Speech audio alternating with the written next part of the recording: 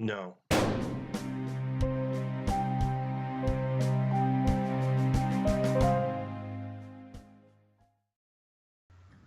Hello, everybody. Full disclosure. This is a re-recording of this episode because things happened. I don't know what. The recording for the previous one was busted, so Yeah. This is actually being recorded sometime later. Where we've already seen a couple more episodes after this. yeah, we are up to, I believe it was episode 22 was how far we'd watched. Yeah. And so now we're going back to 19. 1 in 30-something recordings is not bad for Yeah. failure rate, really. But Considering how many we've done, like this is actually. I mean, I don't remember if we really had to re-record anything for I don't think so. RWBY. Well, RWBY were doing a different method.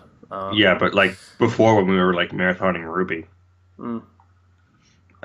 So this is Yeah, so we're going through a lot of this based on just memory and a quick seek through the episode. So if we're not as on top of the game as we usually are, there's a reason for that. Yeah, so this, I believe, was directly after Kaiji completely lost his nerve when it came to betting, and he was in a great deal of danger. I think it was that he had 6 inches left before reaching 30 millimeters. He had like only a few.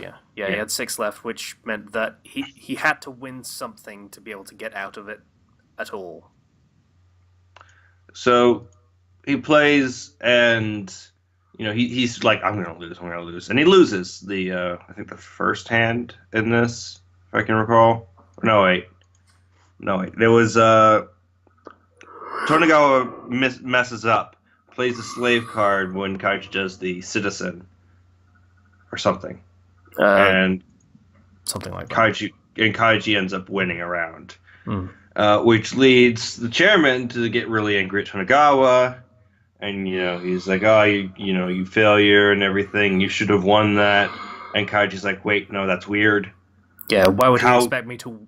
Why would he expect him to win every single round? Like, even on the basis of probability, that's not a thing that should happen. Doesn't matter how good you are at reading people. Yeah, and so Kaiji starts to put together the pieces of, okay, there's something else going on here. He's not looking at his cards. He's looking lower. He's looking at his watch. Hold on a bit. I think, if memory serves, before even that, he decides, okay, they must be reading something else, so they must be reading my blood pressure and sweat and perspiration and such things as well. That's how they're doing this. They must be doing that. He's not looking at his cards, he's looking at his watch. So he figures out, okay, so he's looking at his watch after he decides, okay, he's reading all of my body measurements somehow.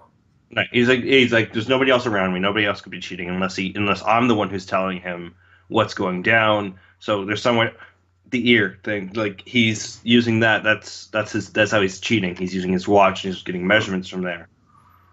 So it feels like a little bit of orthofiat is just saying, okay, he knows what's going on now, rather than it being a thing he could feasibly figure out. Yeah. So he puts it together of like he's cheating, and so I need a way to get through this. I gotta get an idea going, and then he's like, wait, how much can I actually bet? Because this thing can probably go way farther. And it's like, well, there's a maximum of 45 millimeters. We go through all of the Emperor side while he's figuring all this stuff out as well. So he's back on the slave side, and he's got 2 rounds left to play before the end. Yeah, and so he learns that it can actually go 18 millimeters deeper, but it would result in him dying. Quite possibly dying. It would. Yeah. Like, the eardrum rupturing will actually heal over time. It wouldn't be pleasant. He would lose hearing temporarily, but it would heal. The inner ear, though, does not heal. No. that breaks. And with internal hemorrhaging being that close to the brain, it is entirely possible he would die before he could get proper medical attention that would be able to do anything about it. Yeah, and of course the chairman's like, yeah, I'm down for this. Giru, giru, I'm giru. Giru, giru, giru. You know, like this is totally something I'm down for because if he's on the slave side and he wins 2 games betting 18 millimeters, he gets 9 million apiece. Yeah, which means 18, which means he would have 20.1 million, which was his goal in the first place. How serendipitous. It's almost perfect. Like fate. There's still hope. So Kaiji's like, but first I need to just think about this. Let me just go to the bathroom real quick. So he's washing his face, and then he just starts slamming his head against the mirror. Yeah, what's his name guy just shows up and says, "Hey, you don't. This is crazy. You don't have to do anything this crazy to just get the money. You could just walk away at this point. You don't have to force yourself to go all out. Let's just get out of here." Yeah. And then Kaiji starts slamming his face against it. He's like, "Well, what are you doing? What are you doing?" He's like, the guy also says, "You're not alone. We're all here backing you up." He's like, "That's right. I'm not alone. I can't do this alone. I have a plan." And that's where, and then he smashes the mirror in a cool, like, musical moment. Yeah. And he grabs a piece of shattered glass, and that's pretty much where the episode ends. He's holding a piece of glass. This was actually a really good episode. At the time, I remember liking this a lot when we first watched this, because actually, no, we had problems with it. Very specifically, the problem I had with it, I don't know how much of a problem it was for Zero, but I had a problem with it because it meant Tonegawa was actually cheating and wasn't very good at the game. We had the problem with it was less about experience and it became more about like, oh, well, then he has to be cheating. He can't just be experienced. And that was kind of a shame, but at the same time, it kind of put Tonegawa and Kaiji on a similar playing field, which I found interesting because both tend to like rely on more certainty. Yeah, it's from a Doyle's perspective, it's a lot easier to sell Tonegawa is just as shit as Kaiji than it is to sell Kaiji is suddenly as good as amazing experienced Tonegawa. Yeah, kind of thing. There's that too. So it's interesting. And we were like, oh man, what's Kaiji planning? Last time, or I was at least, because you've seen it before. But I was like, I had a few ideas as to what Kaiji could possibly be doing, because he's clearly decided that the correct answer is to injure himself in some way, shape, or form. Because, that will obviously screw with reading his body. I'm going to be completely honest. The first time we watched this, I had actually forgotten the extent of what he does in this scene. Of what his full plan is. I didn't know. I remembered he was going to injure himself, and that was part of why the readings would all be off and such, but I didn't remember the whole thing.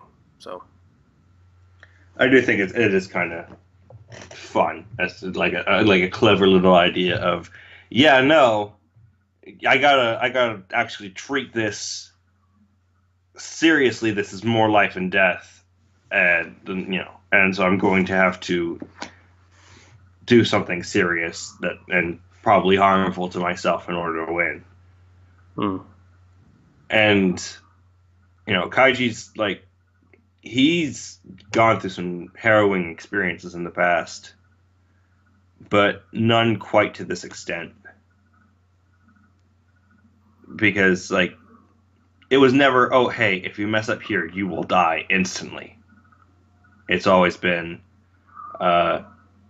you might die later.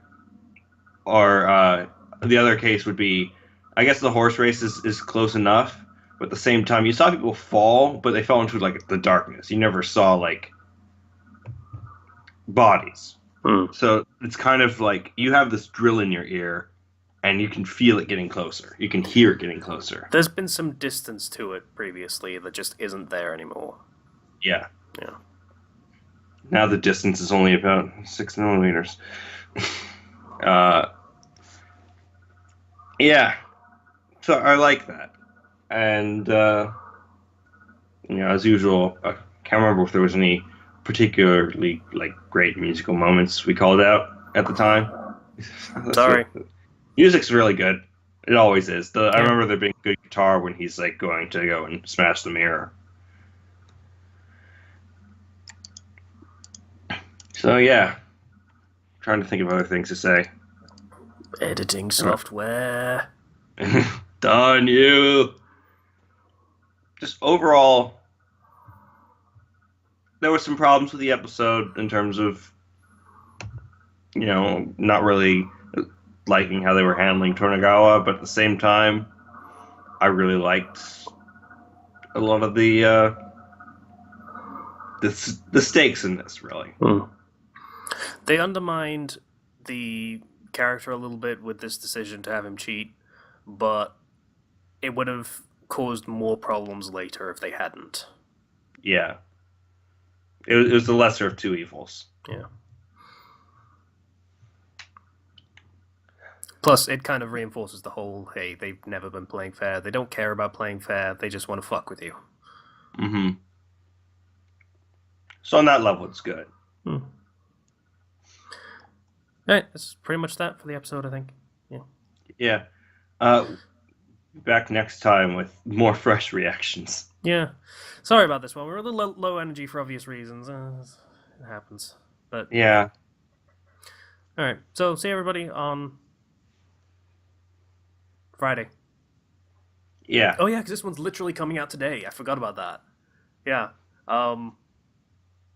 Yeah, because I was trying to edit this on Saturday, and it's like, oh, the video's broken? Cool. Hey Zero, you want to re-record an episode? Yeah, so... Yeah. Well. See you guys next time. Bye, everybody.